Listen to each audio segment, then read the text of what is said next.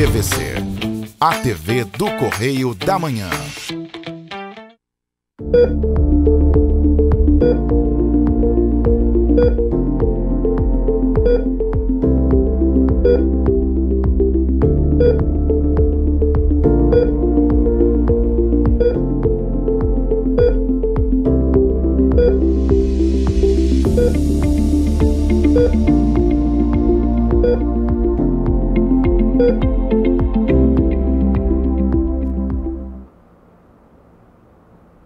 Minhas saudações à senhora, minhas saudações ao senhor. Programa E Agora, Doutor, em sua companhia. Tirando aquelas dúvidas que a senhora tem, que o senhor tem, a respeito de assuntos da medicina, mas também de assuntos pertinentes ao ramo médico. E hoje nós vamos falar de gestão na área médica. É um assunto importante, até porque muito pouco se fala, porque é um assunto que sempre fica atrás dos demais, mas é tão importante ou talvez até mais do que os outros. Para tanto, eu trouxe aqui hoje, como nosso convidado do programa, o senhor Ricardo Patuleia. Ele é o presidente do SERRAC. Opa, SERRAC? O que é isso? Que bicho é esse? Então, eu vou iniciar o nosso programa já imediatamente apresentando o senhor Ricardo Patuleia, pedindo a ele que fale um pouquinho sobre quem é Ricardo Patuleia, um pouquinho da história do senhor Ricardo Patuleia e explique-nos o que é o SERRAC. Ricardo, boa tarde, muito obrigado por ter aceitado o nosso convite. Fique à vontade. Boa tarde, meu amigo Bernardo, boa tarde a todos. Parabéns pela sua iniciativa de finalmente trazer um pouco para o seu programa a gestão. Porque, como você muito bem falou, a gestão está por trás de tudo, né? Quando a gestão ela é bem feita, melhoram os serviços, né? Eu sou enfermeiro, né? Fui também diretor do Departamento de Recursos Humanos da Secretaria de Saúde de 2013 a 2015. Fui assessor técnico do gabinete do secretário em 2016, fiquei 2 meses como titular da pasta, novembro e dezembro de 2016, e desde o dia 21 de dezembro passado eu ocupo o cargo de diretor-presidente do SERRAC, a convite do atual prefeito, com o desafio principal da gente poder fazer um resgate, não somente estrutural, mas também assistencial, tanto do Hospital Cides Carneiro quanto das unidades de pronto atendimento, que são as UPAs. Você perguntou e falou do SERRAC, né? O SERRAC é uma abreviatura de nome Serviço Social Autônomo do Hospital Cides Carneiro. É uma empresa pública que a gente chama de paraestatal, que foi criada no ano de 2007 e começou a operar o Hospital Cides Carneiro em 2008. Por quê? Porque o hospital ele era subordinado, né, na sua linha sucessória, no organograma, pela Secretaria Municipal de Saúde. A Secretaria Municipal de Saúde, para você ter uma ideia, ela hoje tem mais de 50 unidades básicas de saúde, além do Hospital Municipal Nelson Saerp, o Pronto-Socorro do Alda Serra, as unidades de saúde mental. Então, são muitas unidades para a Secretaria gerenciar e operacionalizar. E o Hospital Cides Carneiro é o maior hospital da região, serve muito à rede com exames, procedimentos cirúrgicos, e se viu a necessidade, então, naquela época, de descentralizar a gestão e a operacionalização do hospital para um ente que pudesse dar mais celeridade e eficiência aos processos de compra, contratação de pessoal, para que o hospital pudesse apresentar uma produtividade bem maior do que ele apresentava. Então, é um modelo alternativo. Hoje a gente tem vários modelos alternativos de gestão pública da saúde. A gente tem a administração direta, né, através das secretarias de saúde. Nós temos as fundações públicas de direito privado, que são consideradas administrações vinculadas. A gente tem também as organizações sociais, né, que são empresas sem fins lucrativos que acabam assumindo, sob contrato de gestão, unidades de saúde, e a gente tem um modelo também de serviço social autônomo que foi montado. Em 2018, o governo que estava até então, subordinou ao SERRAC também as UPAs, Centro, Cascatinha e Itaipava. Então hoje a gente opera 4 unidades, o Hospital Cides Carneiro e as 3 UPAs que existem na cidade. Muito bem. Então, esclarecido a senhora e ao senhor o que é o SERRAC, esse nome feio, mas é um nome necessário porque é a abreviatura desse serviço social que gerencia, que administra o Hospital Alcides Carneiro e as UPAs. Vamos começar pelos problemas que temos aqui na nossa cidade. Dentre eles, uma demora nos exames clínicos. Uma pessoa que precisa fazer, por exemplo, um risco cirúrgico para alguma cirurgia, se vê numa demora muito grande da marcação desses exames. Muitas vezes a pessoa consegue fazer o exame e demora tempos depois para marcar a cirurgia, o exame vence, ela tem que fazer um novo risco cirúrgico. Por que se deve, a que se deve essa demora? Por que a máquina nesse particular, e eu sei que não é culpa do SERRAC, nada a ver, mas é uma pergunta a ele que está dentro da gestão médica, da gestão hospitalar, a que se deve essa demora toda? É a regulação do Estado que não funciona? Ou o que tem de errado nessa máquina, nessa engrenagem? É uma engrenagem, como você muito bem falou. O Serviço Público de Saúde ele tem essa engrenagem. Então a gente vai dar um exemplo aqui para o pessoal poder entender bem. Você está com uma dor abdominal, o posto vai, pede um exame, o exame é realizado. Vem que você tem uma hérnia inguinal, por exemplo, e aí o posto vai e pede uma consulta com a cirurgia geral. É colocado na fila da regulação. Onde que na rede é atendida a consulta em cirurgia geral? No ambulatório do Hospital Alcides Carneiro. E aí começa o problema digamos assim, dar aquela travada ali e a fila começar a ficar devagar. E para isso a gente precisa, obviamente, fazer uma retórica, Quando a gente assumiu a gestão em 21 de dezembro, pasme, só tem um médico hoje no ambulatório fazendo consulta de cirurgia geral. A gente, a partir desse mês, nós colocamos mais um cirurgião geral, ou seja, estamos dobrando a capacidade a partir de abril agora das consultas para poder puxar da fila as pessoas que sequer tiveram acesso ao cirurgião geral de primeira vez, Quando ele passa pelo cirurgião geral, o cirurgião geral ele detecta nessa consulta se o seu caso é cirúrgico efetivamente ou não. Sendo cirúrgico, começa o processo do famoso pré-operatório, o qual inclui o risco cirúrgico. Esse processo ele não é lento, a gente tem um bom andamento no nosso ambulatório a respeito disso, só que depois do risco cirúrgico e a pessoa pronta para a cirurgia, aí deve funcionar o restante da engrenagem final, que é o centro cirúrgico e as enfermarias de retaguarda para que esse paciente possa realizar o pós-operatório. E aí eu queria te trazer um dado. A gente assumiu o hospital com 2 salas cirúrgicas completamente interditadas. A gente tinha goteira na copa dos funcionários, goteira na própria sala cirúrgica, goteira na central de material estéreo. Contratamos uma empreiteira que está revisando, já revisou, aliás, todo o telhado, manta, as goteiras acabaram. Uma das salas não tinha maca cirúrgica, que é a maca para colocar o paciente e suas posições para operar. Ou seja, primeiro nós estamos tendo que dar estrutura para que os cirurgiões possam puxar essa fila, e você sabe que 2 salas cirúrgicas não é segredo para ninguém, é coisa pra caramba, E, além disso, a gente pegou o hospital de forma surpreendente com 16 leitos bloqueados de pós-operatório. E não estão bloqueados por falta de estrutura, não. Estão bloqueados por falta de cama. As camas que estavam lá eram emprestadas de um prestador da rede.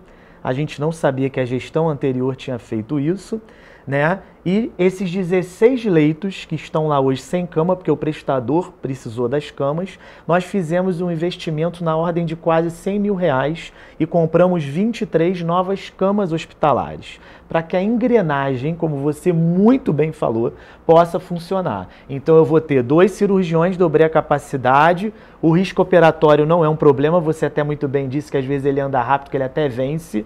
A gente vai ter que resolver o problema das salas, fizemos um investimento investimento na ordem de aproximadamente R$120 mil de mobiliário, entre maca cirúrgica, carrinho de anestesia, monitor, novo foco cirúrgico, né? Os médicos já existem lá, e não é culpa deles, mas às vezes eles apresentam até uma baixa produtividade, porque na verdade o sistema não os deu, né, estrutura para trabalho, né? E a gente precisa resolver esses leitos de retaguarda agora, com essas 23 novas camas que fizemos um investimento próximo a R$100 mil e que devem chegar ao hospital em torno de 20 dias. Então eu só estou te fazendo essa retórica para poder referendar o que você muito bem interpretou, né? Que esse é um problema de engrenagem e que nessa engrenagem nada pode, nenhum dentinho pode ficar fora, porque senão vai causando esse tipo de repercussão.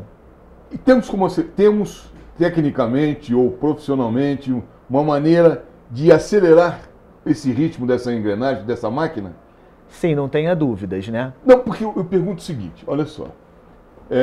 Semana passada, inclusive eu te acionei, eu quero confessar aqui que eu pedi um favor a ele, semana passada, pelo WhatsApp, com relação a um leito de UTI para uma senhora muito idosa que estava precisando. E eu me perguntei, depois daquela nossa conversa, eu não sei esse número, eu queria que você até me falasse, quantos leitos de UTI nós temos na cidade? Hoje a gente tem na cidade, nós temos leitos no Santa Teresa, que são 10 leitos, se não me falha a memória, né, de UTI geral. A gente tem leito também no Nelson Saerp, nós temos leito no Alcides Carneiro, Nossa Senhora Aparecida. Olha, a gente tem aí mais de 40 leitos de UTI hoje na cidade. E por que ainda tem essa carência, essa dificuldade de alguém que precisa conseguir um leito de UTI para fazer uma cirurgia? Na verdade, vamos lá, o leito cirúrgico ele é diferente daquele leito que está disponível para as urgências e emergências, tá? É importante colocar isso claro. O leito da urgência e emergência, a gente costuma ficar com 5 na fila, 7, né? Às vezes está um pouco mais inchado ou não, isso é sazonal também, mas assim, nos últimos dias a fila tem estado, pelo que tem acompanhado, bastante estancada, assim. Já o leito de CTI de retaguarda de cirurgias, ele é um pouco mais complexo, porque se você considerar, por exemplo, o Hospital Santa Teresa, a gente precisa ver que o hospital tem uma demanda espontânea que muitas vezes se sobrepõe a outras, são os politraumatizados.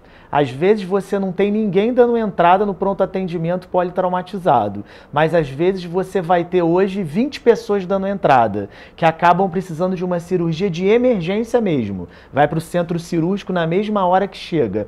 E aí acaba que o CTI, programado para receber uma cirurgia amanhã, um pós-operatório, está ocupado e às vezes aquela cirurgia vai precisar ser reagendada. Então tem essa mudança de característica aí de um CTI que serve a emergência, serve a rede de uma forma geral e um CTI pós-operatório. Isso às vezes pode acontecer mesmo. Não, você estava comentando aí, eu estava pensando aqui. Tivemos essa enchente, essa tormenta, essa chuva muito grande. Imagino que muitos politraumatizados deram entrada, deram ingresso nas unidades de saúde, nos hospitais, nas UPAs também, não sei, desconheço essa triagem. Mas eu sei que a grande maioria foi para o Hospital Santa Teresa. E aí é compreensível que não haja leitos. Bastante compreensível, porque é exatamente como você falou. Tem uma cirurgia eletiva, mas tem uma outra de emergência aqui. Obviamente que a de emergência vai ficar à frente da eletiva. Exames. Por que uma mamografia aqui em Petrópolis demora 6 meses, 8 meses e às vezes até mais? Hoje com a mamografia, qual é o nosso problema? Hoje com a mamografia eu te confesso que não tem mais problema, já teve.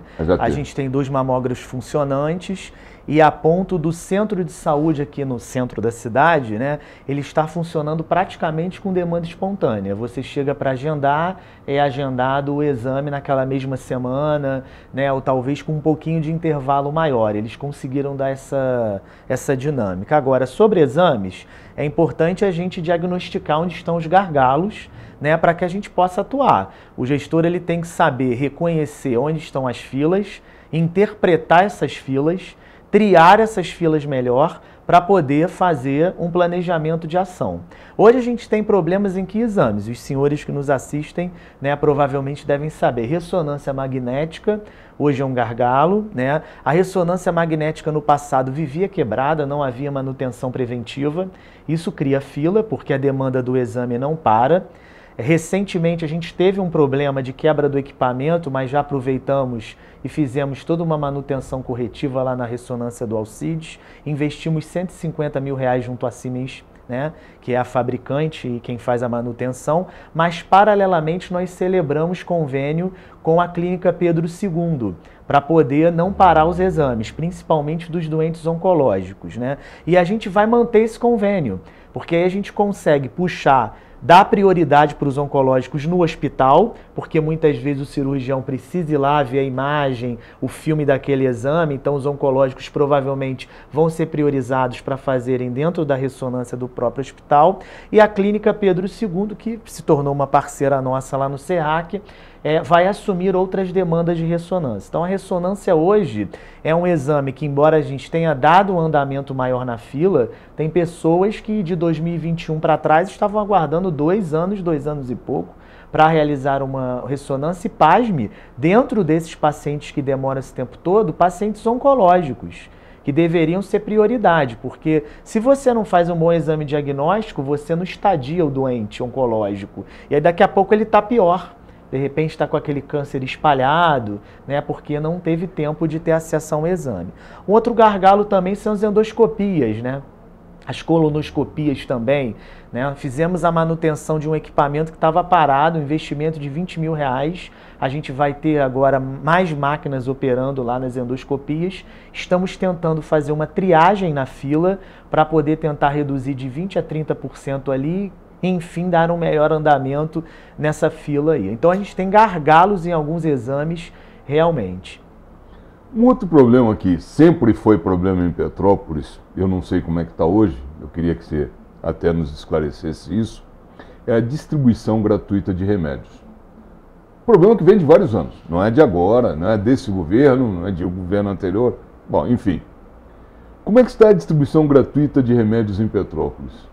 A distribuição de medicamentos, da assistência farmacêutica que a gente fala, ela se divide, né, entre assistência farmacêutica básica, que a gente chama de farmácia básica, e os medicamentos de maior complexidade, né, que a gente chama das doenças crônico-degenerativas. Então é preciso deixar claro que, com relação à farmácia básica, que são os medicamentos para pressão arterial, diabetes do tipo 2, que é o uso de hipoglicemiantes, né? Medicamentos ligados ao controle do colesterol, do mau colesterol, enfim, né? Farmácia básica, para não deixar as pessoas agravarem, né? Enfim. E esses medicamentos mais complexos, como por exemplo, né, medicamentos utilizados para esclerose lateral amiotrófica, né, que é o Rilutec, o nome comercial, medicamentos usados para doença de Parkinson, doença de Alzheimer, que são custosos, são de responsabilidade pela política de assistência farmacêutica do Estado. Né, as próprias insulinas, que são utilizadas como tratamento do diabetes do tipo 1, né, são responsabilidade do Estado. Então, geralmente... Mas essa parte mais básica que compete ao município... Funciona bem. Está funcionando bem? Os próprios postos fazem a distribuição. Por que eu te fiz essa pergunta? Porque eu me recordo que no passado faltava até dipirona nas UPAs. Sim. Faltou no passado. Faltou uma série de pequenos insumos baratos. E por isso que eu perguntei como é que está essa situação hoje. Foi solucionada, está andando... A distribuição está tranquila? Sim, inclusive eu não sei se você viu noticiar, mas a gente retomou a dispensação de medicamentos gratuitamente também nas UPAs, que era uma coisa que não acontecia já desde 2020, 2019, me parece. Por aí. Né? A gente voltou, fizemos um investimento mensal de R$80 mil a mais lá no SEAC, na assistência farmacêutica, e conseguimos retornar, desde semana passada, a distribuição de antibióticos, antitérmicos, né? Medicamentos utilizados, por exemplo, para alguns problemas de pele, né? Principalmente antibióticos, né, Bernardo? Porque às vezes você pega uma criança que ela está com uma pneumonia, aí o pediatra na UPA vai e passa um Clavulin, né? Um Clavulin hoje, uma caixa, se você comprar, né, o esquema todo na farmácia normal, vai custar a partir de uns R$150.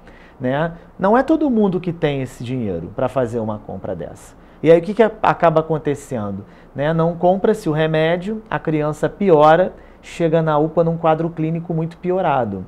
Então, quando você fornece essa assistência farmacêutica, você acaba fazendo, na verdade, uma política de proteção de dano, também de prevenção. E não deixa de ser uma política social também. Então, a gente retornou com isso, fizemos investimento, vai ser um investimento a mais de quase 1 milhão ao ano para a gente poder reimplantar essa dispensação nas 3 UPAs. É um investimento importante do ponto de vista de que você evita, né, que o paciente procure novamente a unidade com piora daquele quadro. Falando em UPA, UPA Centro, depois da tragédia, foi fechada, não está funcionando. Qual a previsão de retorno das atividades da UPA Centro?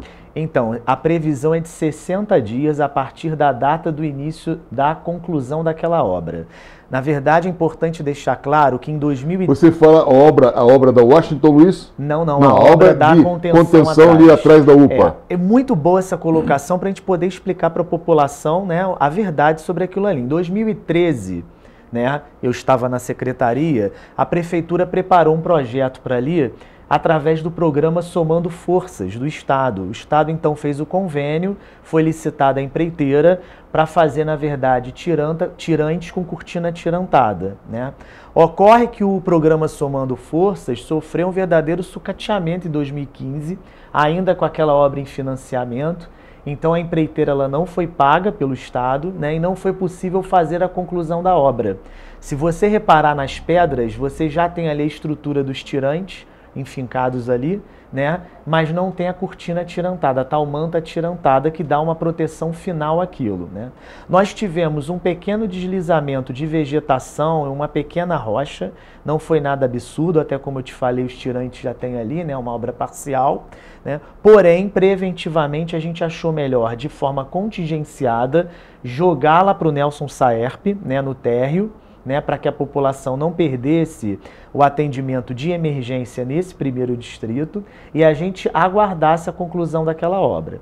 O que o Estado fez? Retomou o convênio e aguarda-se então o repasse financeiro para que a empreiteira possa receber o recurso e dar andamento e finalizar essa obra. Por isso que eu te disse que são 60 dias a partir do reinício, na verdade, daquela obra ali. Né? Enquanto isso, a gente está funcionando lá na parte térrea do Hospital Municipal Nelson Saerp, que já teve lá sua emergência também. No Hospital Municipal Nelson Saerp, foi feito um planejamento e inclusive a aquisição de alguns equipamentos para torná-lo um hospital especializado em ortopedia. Como é que está essa história? Como é que ficou a situação dessa parte nova que seria, estava em obras, eles estavam reformando o Hospital Nelson Saerp para receber essa parte de ortopedia, inclusive com tratamento de ácido hialurônico e injeção, chama-se de... tem um termo, essa injeção de ácido hialurônico nas articulações. Infiltração, obrigado. Né? Iam começar tratamentos com infiltrações. Tá? Isso começou, está funcionando ou não começou ainda? Existe um ambulatório de ortopedia que funciona muito bem no Hospital Municipal, ele hoje é anexo ao Hospital Municipal. O hospital hoje tem serviço de tomografia, raio-x digital, tem emergência ortopédica, mas sobre tratamentos alternativos ali, terapia, né, realmente, de fato, eu desconheço esses procedimentos sendo realizados lá. Tá? A gente sabe que ali o principal objetivo é fazer o atendimento de urgência e emergência. O grande carro-chefe são as fraturas de fêmur em idosos, por exemplo, né?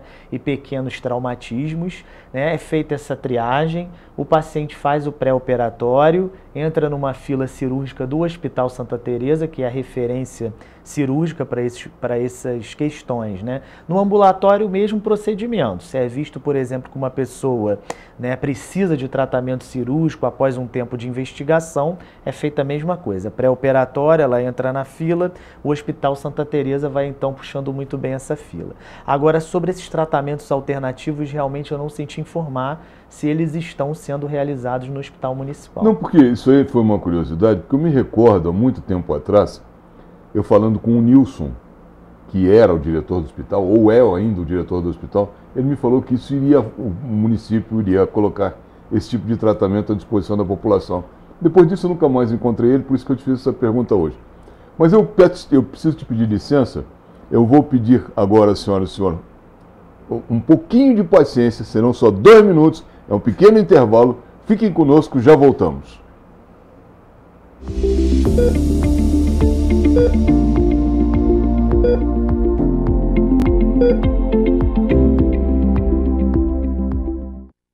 UAP, Urologistas Associados de Petrópolis. Uma equipe cuidando de sua saúde urológica há 27 anos com excelência. Contamos com ultrassonografia e outros exames complementares no local. Agendamento de procedimentos, cirurgias convencionais, endoscópicas e videolaparoscópicas. Convênio com todos os planos de saúde e consultas populares. Agende sua consulta pelo telefone 2242-1153. Shopping ABC, Rua Teresa, 1515, primeiro piso, sala 147.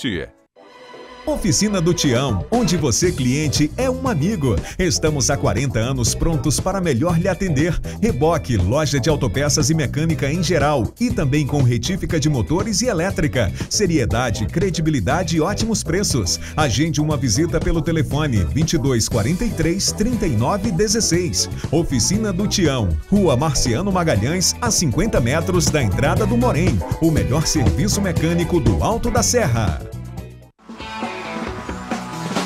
Muito se discute a origem do pastel, mas o que ninguém discute é o prazer de se comer um bom pastel acompanhado de um caldo de cana. Uma tradição que você saboreia toda semana na feira, do tradicional de carne, passando pelo de camarão, queijo e o especial de carne seca. Imperdível! Venha na Barraca do Pastel na feira e curta esse prazer!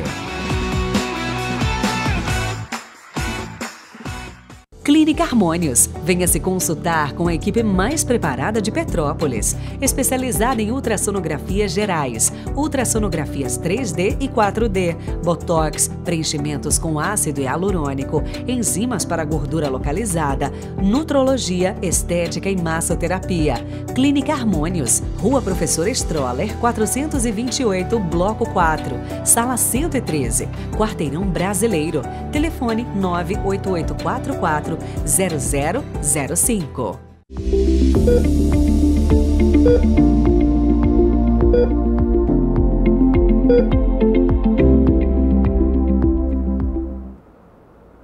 Muito bem, estamos de volta, como eu disse, era muito rápido, 2 minutos. E estamos batendo um papo aqui com o Ricardo Patuleia, que é o presidente do SERRAC. O que é o SERRAC? É o órgão que administra o Hospital Alcides Carneiro e também agora as UPAs. Uma pergunta que a população, uma dúvida que a população sempre teve com relação às UPAs é da posição geográfica delas. Se elas estariam melhor posicionadas geograficamente. Por que eu te digo isso? A UPA de Itaipava, por exemplo, não poderia ser no Hospital Alcides Carneiro? É uma questão. E muita gente comenta na cidade que nós temos excesso de portas de entrada e poucas portas de saída. Como é que você enxerga essa situação? Na verdade, toda implantação de política pública, e as UPAs são uma implantação de política pública, né, elas deveriam ser debatidas melhor com a sociedade civil, né, através principalmente do Conselho Municipal de Saúde, que tem uma representatividade de 50% da sociedade civil, né, que é a grande votante ali da instituição de políticas públicas na cidade, né? E para isso a gente tem que se fazer a retórica novamente. A gente teve 2 UPAs sendo instituídas na cidade no ano de 2009. né, de 2009 para 2010. Então a gente teve a UPA Centro, que passou a ocupar ali o atual terreno do Maloca, e a UPA Cascatinha, que ocupou, como o nome diz, aquele terreno lá em Cascatinha, né? Obviamente o primeiro distrito, né, em nível de saúde, ele é bem populoso, né? Tem bastante demanda. Mas existem algumas regiões do segundo para o terceiro distrito que tem um grande vazio assistencial, mas lá para baixo, né? Até Posse, Pedro do Rio, onde a gente tem uma baixa cobertura de atenção básica, né? Baixa cobertura de urgência e emergência efetiva, né? E essa discussão precisa ser feita. Então a gente teve 2 UPAs na cidade, né? A gente já tinha naquela época a emergência do Nelson Saerp, o Leônidas Sampaio no Aldacerra, a emergência do Hospital Cides Carneiro estava de porta aberta, né? Mesmo com a UPA Cascatinha, e depois a gestão anterior instituiu o que chamou por UPA de Itaipava, que embora a gente apelide de UPA de Itaipava, né, mas a gente sabe que aquilo ali não atende a uma normatização de UPA, né? Eles colocaram um letreiro diferente da prática, né, num gesto de total irresponsabilidade.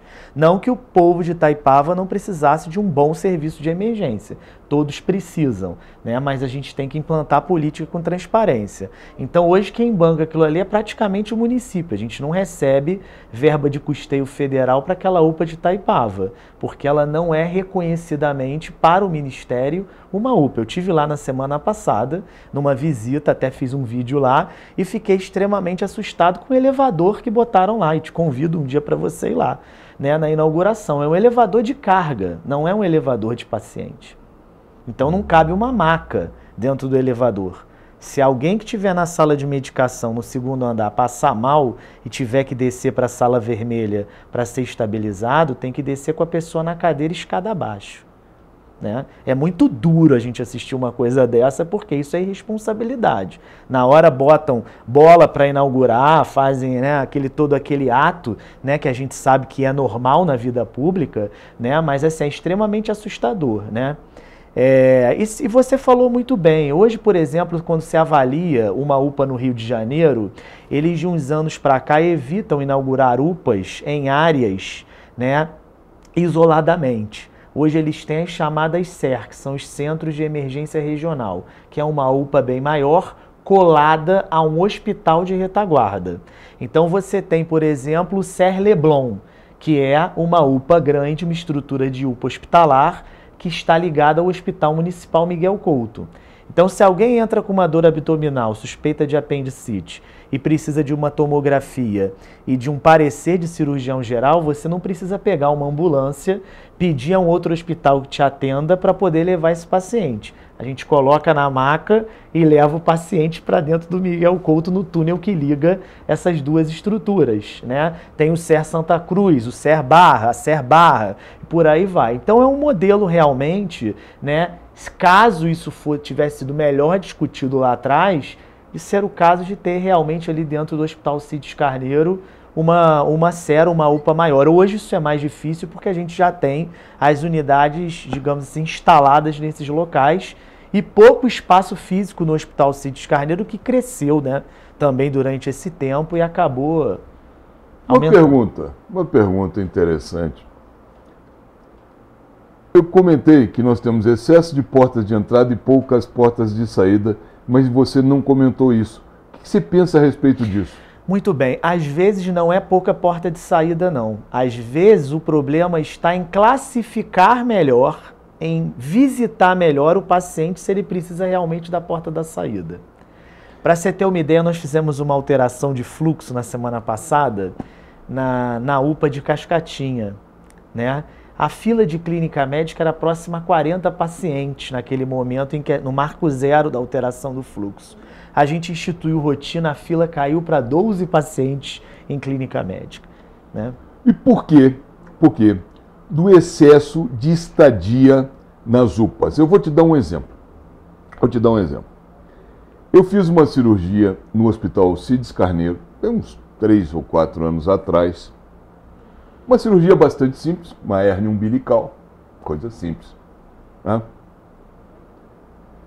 E eu fiquei 4 dias na UTI, desnecessariamente, porque o médico não foi me dar a alta da UTI e o diretor da UTI, o médico responsável por UTI, disse que eu só poderia descer para o quarto com a despesa, com a alta do médico que me fez a cirurgia. Não tem alguma coisa errada aí na gestão, não? Que um médico que não aparece no hospital para dar alta para um paciente, um outro médico não pode dar, mesmo ele sendo diretor da UTI, e o paciente fica numa UTI desnecessariamente ocupando um leito de UTI mais dias que o necessário? Por isso que eu estou te falando que muitas vezes a gente erra quando a gente diz que faltam leitos. Se a gente coloca faltam leitos, se a gente não faz uma reflexão qualitativa sobre o porquê que está emperrando, como você falou, a gente gera gastos, aumento de custos ao serviço de saúde.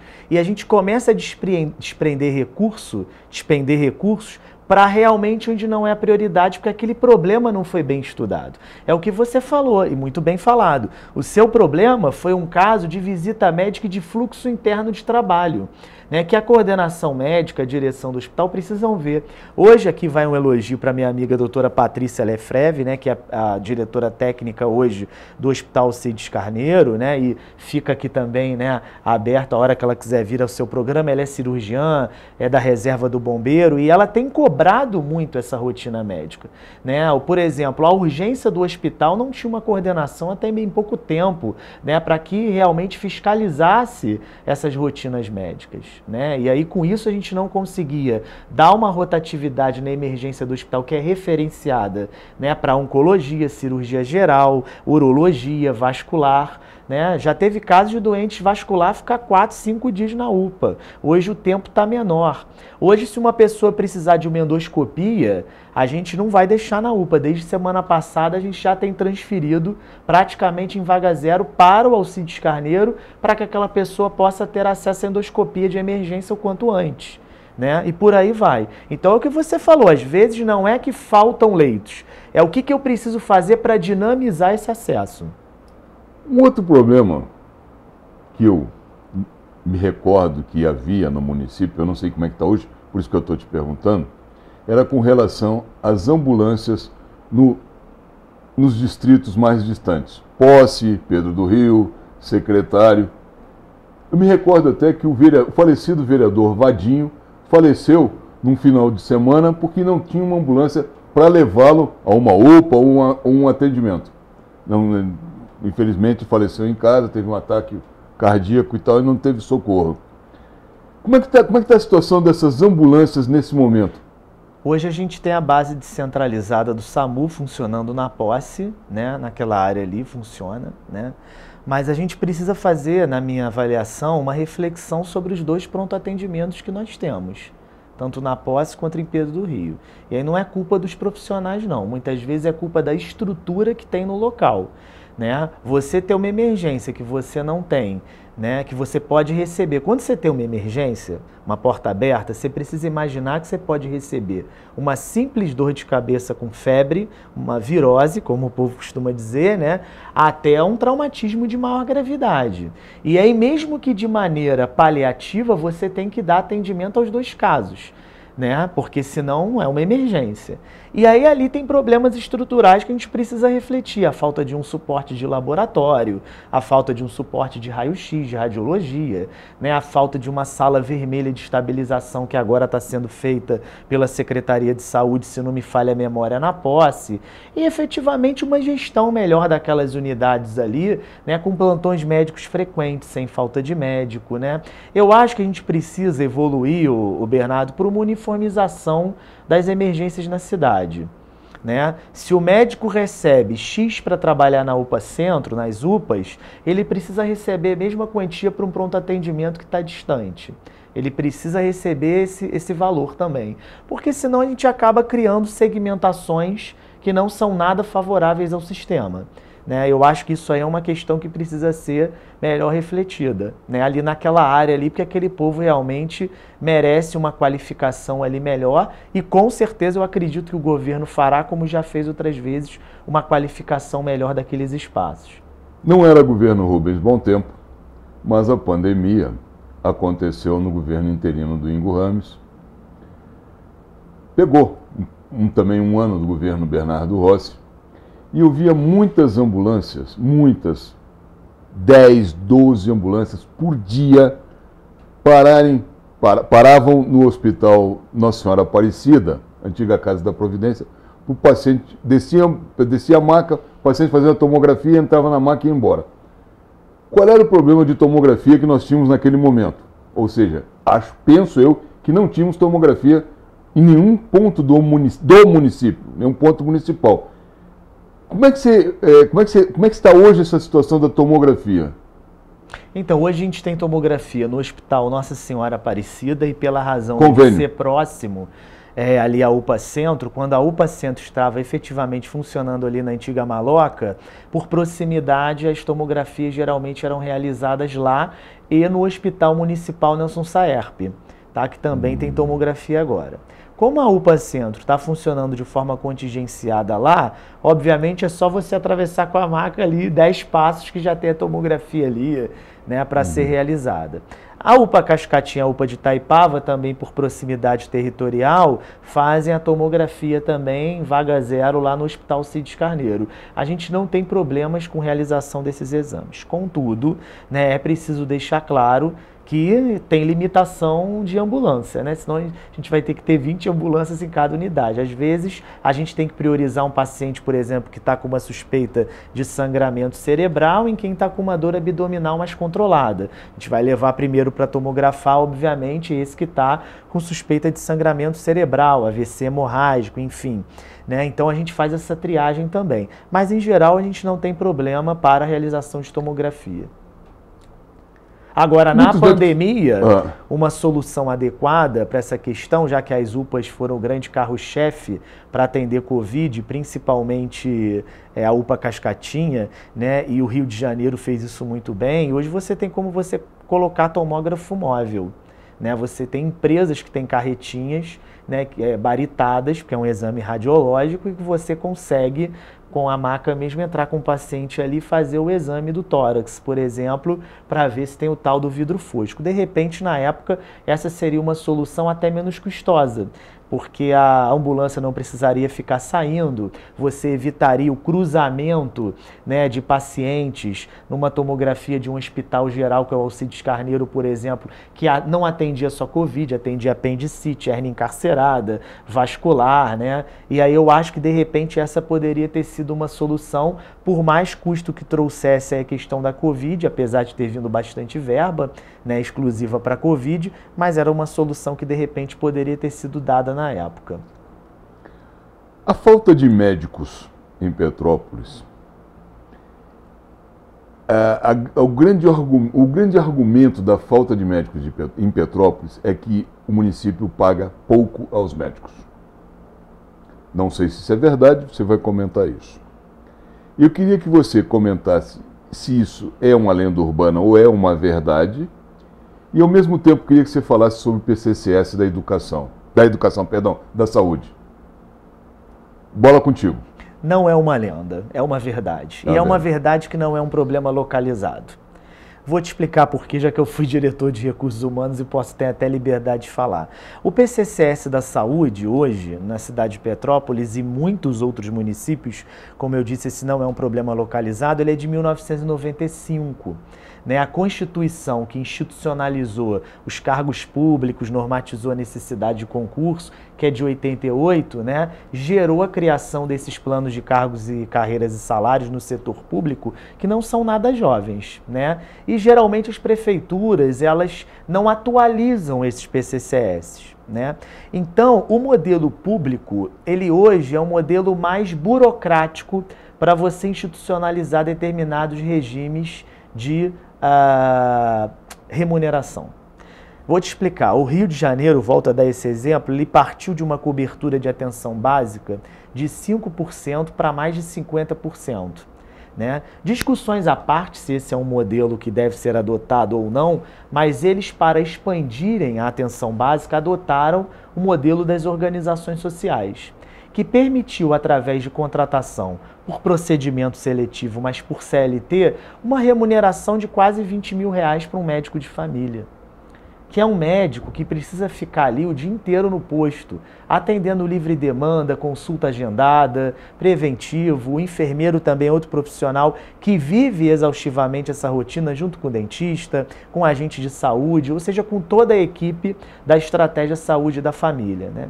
Hoje, para você aumentar e nivelar um salário desse no modelo de administração direta, você tem o impacto da Lei de Responsabilidade Fiscal, da Constituição, você tem um engessamento maior. Não que seja impossível buscar questões alternativas, gratificações, né? Digamos assim, me entenda, flexibilizações de carga horária para você atrair melhor o profissional. Não que isso seja impossível de fazer na esfera pública, mas é um pouco mais engessado, né? É importante dizer que o município vai fazer um concurso público bem dinamizado até o final do ano, né, para poder preencher as lacunas nesses postos que faltam médicos atualmente, mas que são uma minoria. Já diminuiu bastante os locais que parece que há falta de médicos ali. Às vezes é um local mais distante, é um posto que programa mais médicos e o médico foi embora e demora um pouco para o Ministério colocar outro, tem essas questões também, né? Mas hoje, por exemplo, no Alcides Carneiro, nas UPAs, nas emergências que o SERRAC administra, a gente não tem falta de médico, né? Pelo menos há 4 meses que a gente está na gestão. Não sei se você viu noticiar também, a gente assumiu a folha médica das UPAs, a gente encerrou o contrato da terceirizada, isso trouxe uma economia de mais de R$500 mil mensal para a gente, uma economia importante, muito importante, né? E a gente não tem enfrentado essa falta de profissionais, pelo menos nesse segmento. E a Secretaria Municipal de Saúde, através do Curvelo, tem trabalhado muito bem também essa questão para não deixar faltar profissionais e trabalhando muito bem também a questão do concurso, que deve sair até final do ano. Esse concurso é só para médicos ou vai ser médicos, enfermeiros, pessoal de apoio? Geral. Geral. Deve ser até o final do ano? Deve sair até o final. Isso aí é uma boa notícia que o programa está dando à senhora e ao senhor. Previsão de saída do edital?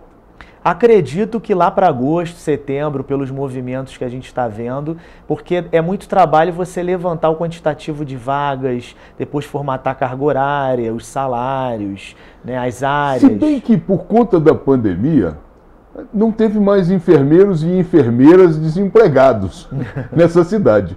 Havia inclusive falta. Né? Eu vi diversos chamamentos e tal.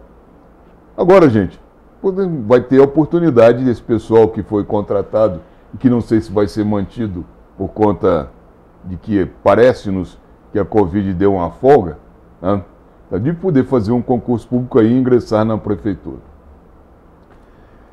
Eu vou pedir novamente um breve intervalo comercial, te peço licença, mas você sabe que aqui nesse programa quem manda são os patrocinadores. Verdade. Não mando nada. São apenas 2 minutos, fique conosco, já voltamos.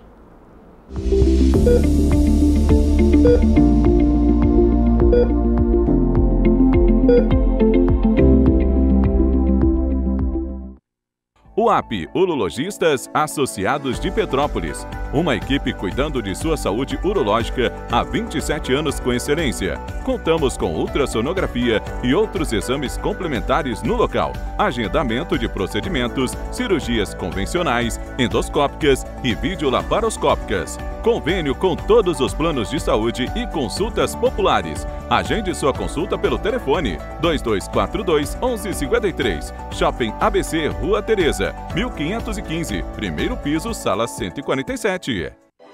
Oficina do Tião, onde você, cliente, é um amigo. Estamos há 40 anos prontos para melhor lhe atender. Reboque, loja de autopeças e mecânica em geral. E também com retífica de motores e elétrica. Seriedade, credibilidade e ótimos preços. Agende uma visita pelo telefone 2243-3916. Oficina do Tião, Rua Marciano Magalhães, a 50 metros da entrada do Morém. O melhor serviço mecânico do Alto da Serra.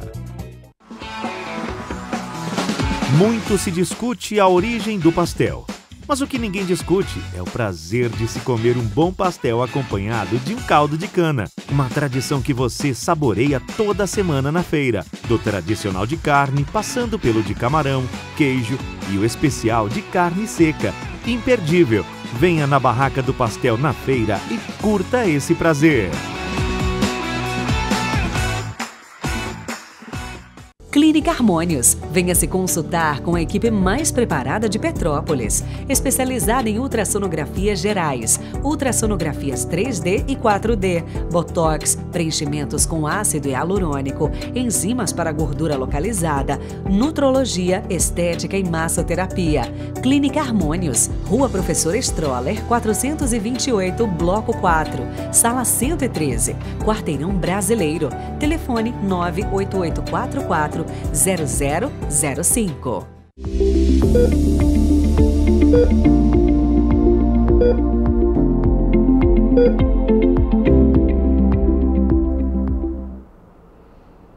Muito bem, estamos de volta. Como eu disse, muito rápido, só o tempo de tomar uma água e ficar conosco novamente. E hoje estamos batendo um papo aqui com o senhor Ricardo Patuleia, que é o diretor-presidente do SERRAC. O SERRAC é o Serviço de Assistência Social que administra o Hospital Alcides Carneiro e também está administrando as UPAs agora, as 3 unidades de UPAs. Né? Na realidade, 2 e mais a de Itaipava, entre aspas. Exatamente. Nós estamos chegando próximos do final do programa e eu sempre abro um espaço aqui de uma seguinte forma. O que eu não te perguntei que você gostaria que eu tivesse te perguntado? O que você gostaria de ter falado e não teve oportunidade de falar porque eu não te perguntei? Acho que é sobre o Hospital Alcides Carneiro, né? Vamos. Sobre aquela questão do resgate que a gente falou no início, né? A gente chegou lá em 21 de dezembro, né? Extremamente preocupados, o hospital muito sujo, né? Banheiro quebrado, mofo. A gente chegou com um hospital com uma estrutura bem ruim, os funcionários por isso bastante desmotivados. A gente tomou algumas medidas lá importantes, que eu acho que não foram minhas medidas ou do prefeito, é uma medida toda de um time que está lá, de toda uma coordenação, gerência, de funcionários da ponta, que juntamente com a gente pegaram firme e fizeram. A gente assumiu a higiene hospitalar, né? A gente batia um papo informalmente aqui, né? O valor do contrato da empresa custava R$348 mil, que é o custo da limpeza de 2016. Né? Então era um contrato altamente ineficiente. E a gente tinha muita queixa da limpeza hospitalar. Ontem a gente rompeu esse contrato formalmente. Desde a semana retrasada a gente já havia assumido, né, o serviço com contratação direta de funcionários pelo SERRAC, compra de uniformes, EPIs, material de higienização hospitalar. Então esse foi um grande passo. Outro grande passo também, como eu te disse, foi a gente ter assumido, né, os médicos das UPAs. Isso trouxe uma economia esse mês, né, de mais de R$500 milhão. Isso permite para o senhor e para a senhora saberem, né, que a gente possa não apenas pagar conta, mas fazer investimento, porque são 2 coisas distintas. Né? Por isso que eu digo, a gente tem sempre que avaliar bem o custo público, racionalizar, porque senão a gente gasta mal. E quando a gente gasta mal, a gente só paga a conta. É igual na casa da gente, né? E a gente não sobra um dinheiro para a gente botar uma telha nova, uma luz nova, trocar de carro. Né? Para você ter uma ideia, né, o meu almoxarifado central ele serve hoje ao hospital e também às UPAs. Então eu tenho uma Kombi que foi comprada em 2009, que toda hora quebra, está quase caindo no chão, desmanchando, né? E aí é para poder levar o material dali para as 3 UPAs. Né, para poder pegar coisa no Rio, sem condições, porque o carro é muito antigo. Você vê que se passaram aí 13 anos, a gente conseguiu economia, estamos adquirindo um novo veículo para poder fazer essa logística, né? Finalizamos a licitação essa semana e por aí vai. Então a gente tem feito uma verdadeira força-tarefa, né? A gente instituiu uma gerência de governança no hospital para cuidar de jardim, estrutura. Tem uma coisa que apavora a nossa gestão, que é papel colado em parede, né? A gente hoje estava conversando sobre isso lá. O hospital tem que ter cor viva, sem papel na parede, até por conta de infecção e tudo mais. Né? A gente montou uma gerência de infraestrutura com um engenheiro civil que tem 30 anos de experiência de hospital particular, de engenharia clínica, né? Então precisa melhorar a manutenção do hospital e por aí vai. Para você ter uma ideia, né? A gente estava com uma ambulância no hospital que nem placa tem. Então essa ambulância ela é nova, relativamente nova, mas ela não pode levar um paciente do Alcides Carneiro para fazer uma consulta no Rio, por exemplo, porque não tem placa. A gente tem que pedir a central de ambulância para poder enviar uma ambulância, sendo que eu tenho uma ali, né? E aí a gente teve que descobrir por que, né, que não tem placa. E a gente descobriu que aquela ambulância foi uma doação de uma grande empresa, por conta dos incentivos fiscais, para a prefeitura em 2020. Não fizeram o procedimento, né, de patrimoniar a ambulância corretamente, não existe hoje um termo de doação para o SERRAC dessa ambulância, não foi possível emplacar. A gente que 2 anos depois teve que fazer esse processo. Então assim, Bernardo, são avanços que eu queria aproveitar esse espaço para falar para você, né, em agradecimento aos funcionários lá do SERRAC, que dia a dia, né, estão dando todo esse suporte para a gente da gestão. Então aqui vai meu agradecimento a todos eles, né, que não recebem aumento desde 2018.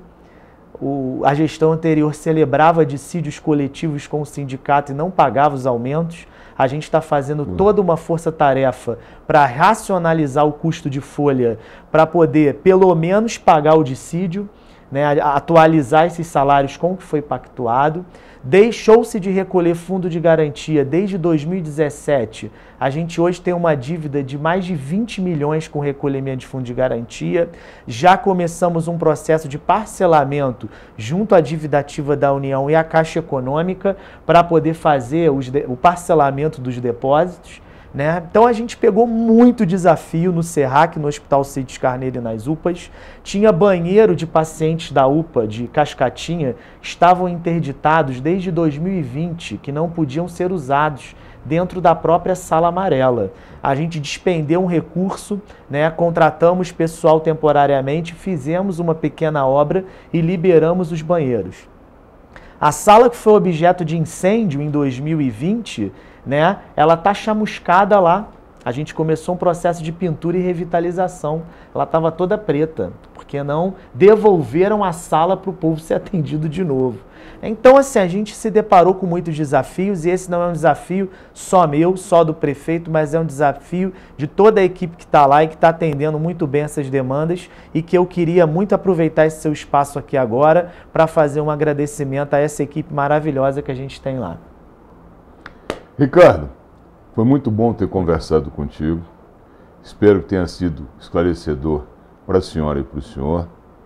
Conforme eu digo, nosso programa a gente procura levar conhecimento dos diversos campos da medicina, e é a primeira vez que eu estou trazendo um gestor hospitalar a esse programa.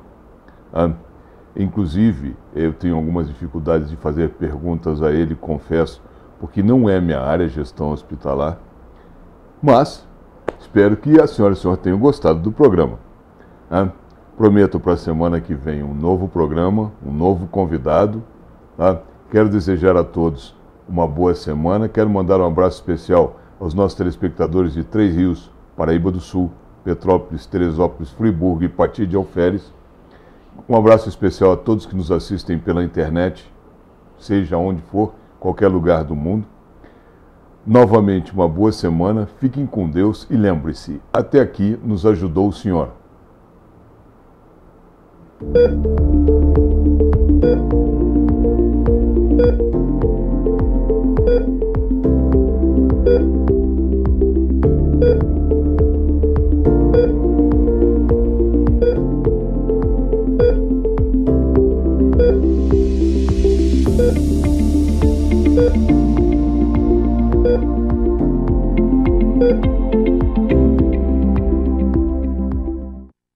UAP, Urologistas Associados de Petrópolis. Uma equipe cuidando de sua saúde urológica há 27 anos com excelência. Contamos com ultrassonografia e outros exames complementares no local. Agendamento de procedimentos, cirurgias convencionais, endoscópicas e videolaparoscópicas. Convênio com todos os planos de saúde e consultas populares. Agende sua consulta pelo telefone 2242-1153. Shopping ABC, Rua Tereza, 1515, primeiro piso, sala 147.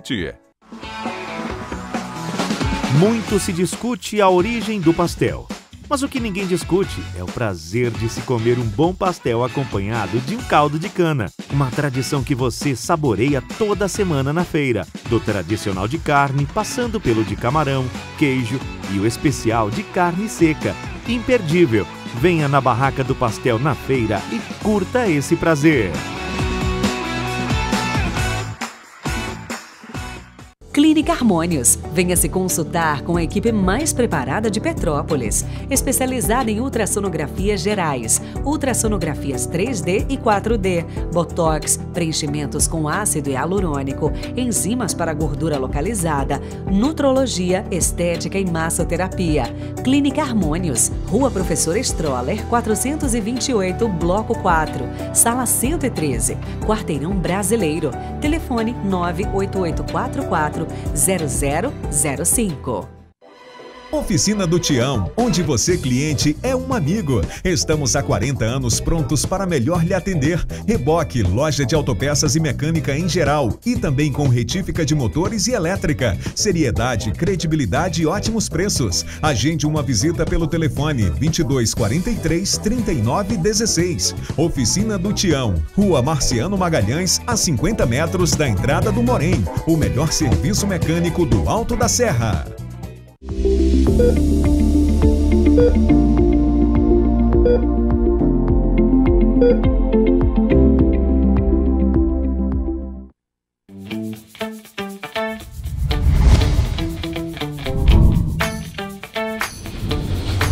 TVC, a TV do Correio da Manhã.